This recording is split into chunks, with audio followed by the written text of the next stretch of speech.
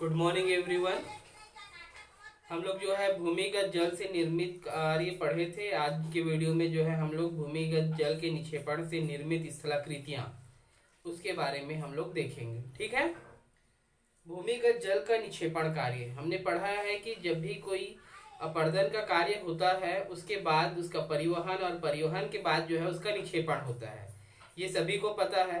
तो भूमिगत जल भी अपने अपरदन के परिणाम स्वरूप जितने प्रकार की स्थलाकृतियां बनाती है उसके बाद जो भी अपने साथ अवसाद लेकर जाती है उसको वो निक्षेपित करती है। निक्षेपित करने से कुछ आकृतियां बनती है, चलिए देखते हैं।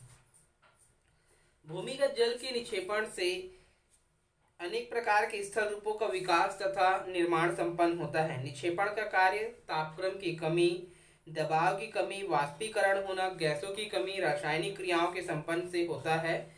ठीक है। निक्षेपण से निर्मित स्थलाकृतियां, तो पहले नंबर पे है आशुस्तास्म स्टेलेक्टाइट। ठीक है। और दूसरा है निश्चुतास्म स्टेलेग्माइट। ये बहुत इजी है और इम्पोर्टेंट भी है, इसे पूछा भी जाता है। तो आशुस्तास्म यह चूना प्रदेश में भूमिगत जल की निक्षेपण क्रिया के परिणाम स्वरूप बनता है। विशेषकर चूना के क्षेत्रों में जो कंदराएं होती है उससे जो है इस प्रकार के स्टेलेक्टाइट का निर्माण होता है। चूना प्रदेश में उपस्थित कंदराओं की छत में चूने का कुछ भाग, जैसे ये छत है, ये समझ लीजिए कंदरा है ना, ये कंदरा है।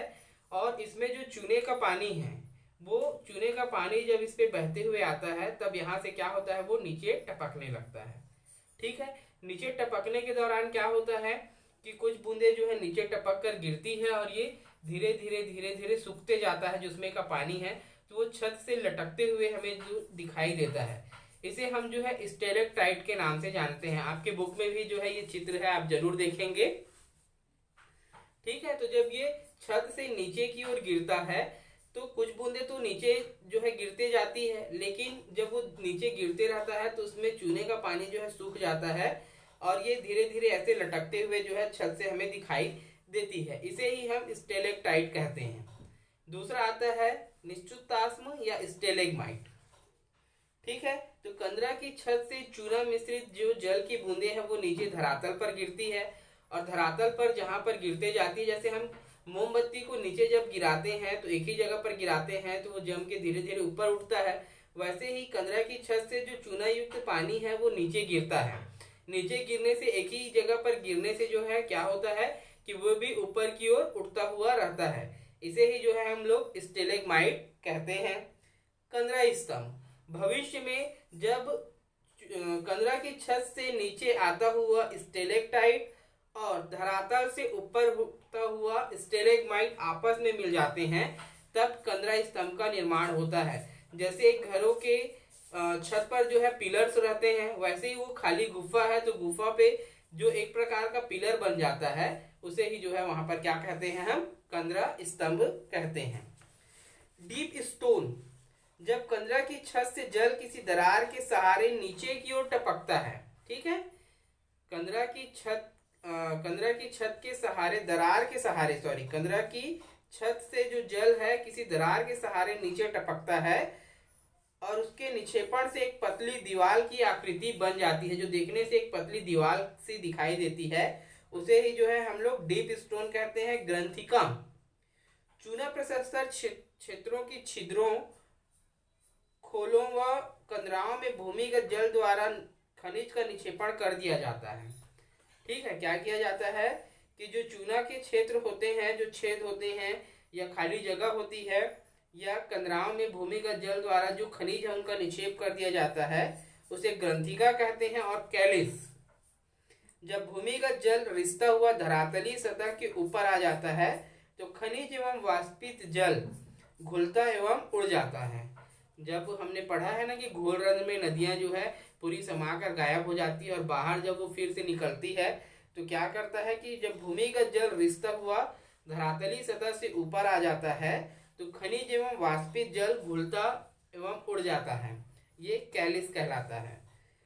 अगला आप लोगों का है, हमने अभी तक नदियों के अपरदन से निर्मित स्थलाकृतियां, नदियों के निक्षेपण से निर्मित स्थलाकृतियां, भूमिगत जल के अपरदन से निर्मित स्थलाकृतियां, और अभी हमने देखा भूमिगत जल के निक्षेपण से निर्मित स्थलाकृतियां। आगे हम पढ़ेंगे हिमानी। ठीक है, हिमानी। ठीक है, पृथ्वी के भूपृष्ठ पर परिवर्तन करने वाली शक्तियों में हिमनद या हिमानी भी एक प्रमुख कारक है। जिस प्रकार नदियों द्वारा अपरदन के परिणाम स्वरूप विभिन्न प्रकार की स्थलाकृतियों का निर्माण होता है, वैसे ही जब हिम नदियां प्रवाहित होती है तो वह भी अपने मार्गों में विभिन्न प्रकार के स्थलाकृतियों का निर्माण अपने अपरदन के कार्यों से करती है। हिमानी भी धरातल को समतलीकरण का कार्य करने में अपना एक महत्वपूर्ण योगदान प्रदान करती है। जहां हिमपात की दर हिम के पिघलने और वाष्पित होने की दर से अधिक होती है, वहां हिम की या बर्फ की मोटी चादर बिछ जाती है। दबाव के कारण हिमकणों के बीच हवा निकल जाती है और वे संगठित होकर जो है ठोस हो जाती है। यह ठोस संगठित हिम राशि भार तथा गुरुत्वाकर्षण के कारण तथा ढाल के सहारे धीरे धीरे आगे बढ़ती है। यह धीरे धीरे आगे खिसकती है। इसकी जो गति होती है वो बहुत मंद होती है। कभी कभी पूरे दिन में जो है कुछ मिलीमीटर या कुछ सेंटीमीटर ही आगे तक ये सरकती है। ठीक है, इन्हीं संगठित और भरे हुए या जमे हुए जो बर्फ है उसे ही हिमानी या हिम नदी कहते हैं। हिम नदी का आकार एवं उसकी गति। हिम नदी में हिम की मोटाई अथवा उसकी गहराई कुछ मीटर से लेकर कई सौ मीटर तक हो सकती है। इनकी लंबाई हिम रेखा तक ही सीमित होती है। ठीक है, अतः वे नदियों की भांति बहुत लंबी नहीं होती है। इनकी प्रवाह गति अत्यंत मंद होती है। हिम नदियां तो 24 घंटे में कुछ सेंटीमीटर ही सरक पाती है। 15 मीटर प्रतिदिन की गति हिम नदियों की अत्यधिक तीव्र गति मानी जाती है। यदि वो 15 मीटर तक आगे बढ़ जाती है तो वो उसकी सबसे अधिक लंबी या सबसे अधिक स्पीड मानी जाती है। आकृति एवं प्रकृति की दृष्टि से हिम नदियों को 3 भागों में विभाजित किया जाता है। पहला है महाद्वीपीय हिम नदी।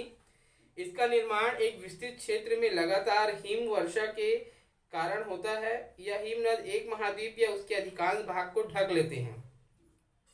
इन हिम नदियों का विस्तार सर्वाधिक होता है अंटार्कटिका प्रदेश के 130 लाख वर्ग किलोमीटर क्षेत्र में फैला विशाल हिमनद तथा ग्रीनलैंड के 18 लाख वर्ग किलोमीटर क्षेत्र में फैला हिमनद महाद्वीपीय हिमनदों के प्रमुख उदाहरण हैं। दूसरा है घाटी हिम नदियां। इस प्रकार की हिम नदियों का निर्माण हिमाच्छादित प्रदेशों में होता है। विशाल हिम राशि के सतत जमा होते रहने के कारण इस प्रकार की हिम नदियों का निर्माण होता है।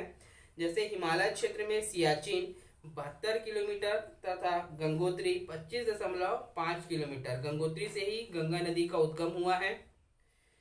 पर्वतपदीय हिम नदियां। ऊंची पर्वत श्रेणियों से उतरने के बाद हिम नदियां जब परस्पर मिलकर आगे बढ़ती है तब उन्हें पर्वतपदीय हिम नदियां कहते हैं। अलास्का की मेलेस्थिना हिम नदी इसका अच्छा उदाहरण है कि बहुत सारी जो हिम जमी हुई नदियां होती है वो नीचे उतरकर पर्वत से नीचे उतरती है और नीचे वाले भाग में जाकर जो है वो सामूहिक रूप से मिल जाती है। तब इस प्रकार के हिम नदियों का निर्माण होता है। ठीक है बच्चों, तो कल के वीडियो में या आने वाला जो हमारा छुट्टी के बाद का वीडियो होगा उसमें हम हिम नदियों से निर्मित स्थलाकृतियों के बारे में पढ़ेंगे। किसी भी प्रकार का डाउट होगा तो आप जरूर पूछेंगे। ठीक है, थैंक यू।